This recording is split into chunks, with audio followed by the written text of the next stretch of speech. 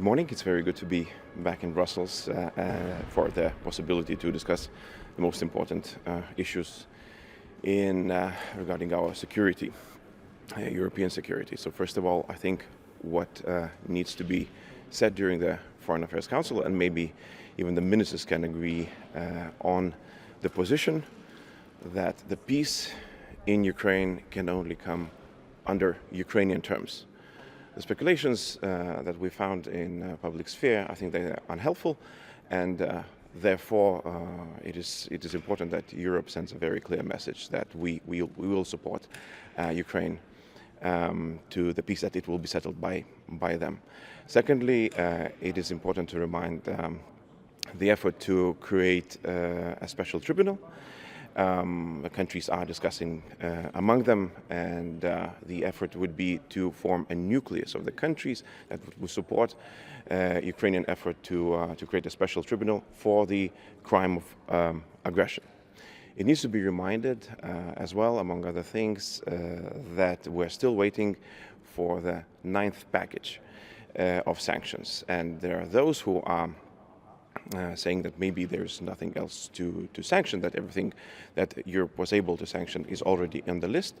So I would like to dispel this information. Lithuania has offered a number of listings already several weeks ago, and we're still waiting for the response from the institutions in Europe that they would react and go forward with the 9th package.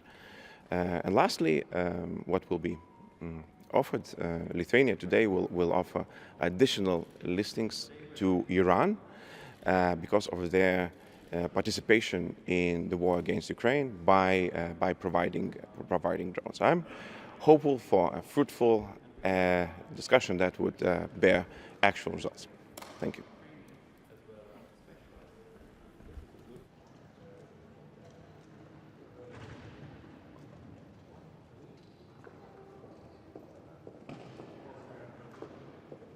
Kokia pagrindinė žinia šiandienos susitikimo ir ką planuojame pasiekti? Be kitų praktinių klausimų, kurios aptarnėsim, tokie kaip sankcijos, specialusis tribunolas, sankcijos Iranui, vienas iš klausimų, kurį norėčiau turėti sutarimą tarp ministrų, norėčiau pasiūlyti, kad sutarimas būtų rastas, tiesiog politinė formuluotė, kad Ukrainoje taika bus pasiekta pagal Ukrainos nustatytus parametrus.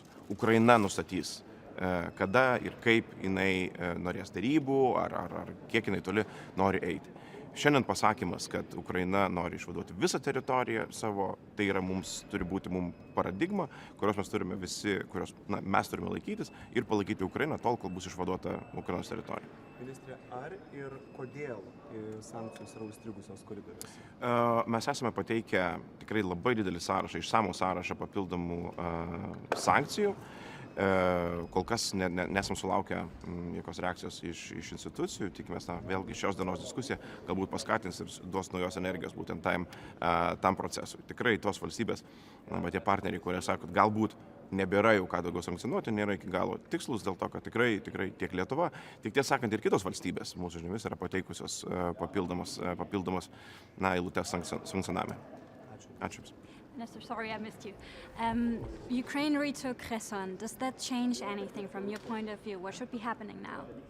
Well, the only thing is changing, if it at all needs to be changed, the perception that Ukraine can still continue pushing Russian occupational forces out.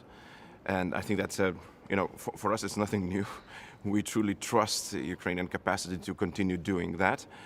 Maybe those who doubt could be convinced that it's necessary to keep and continue supporting Ukraine until their victory under their parameters. So, and during the night, if the information is true, they are not stopping with Kherson. They are pushing forward, and hopefully, probably the main message that could be said is that it is clear that the more weaponry we provide, the sooner this war will be over. There are more and more reports that the US would be pushing for negotiations. What do you know about it? Do you agree? Do you disagree? Well, officially there has been no confirmation of that information. What we heard is that the United States firmly stand by Ukraine until Ukrainian victory. I think what could be said today in FAC, and I will try to find an agreement, offer that to my fellow ministers around the table, is that Europe will support Ukrainian victory under Ukrainian parameters. And I think it merits reminding, because the speculations, I think they are not productive and not helpful to Ukrainian way to the victory.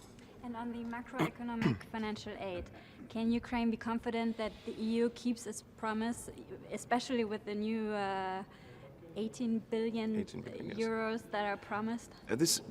We are optimistic about 18 billion, even though there were hiccups along the way.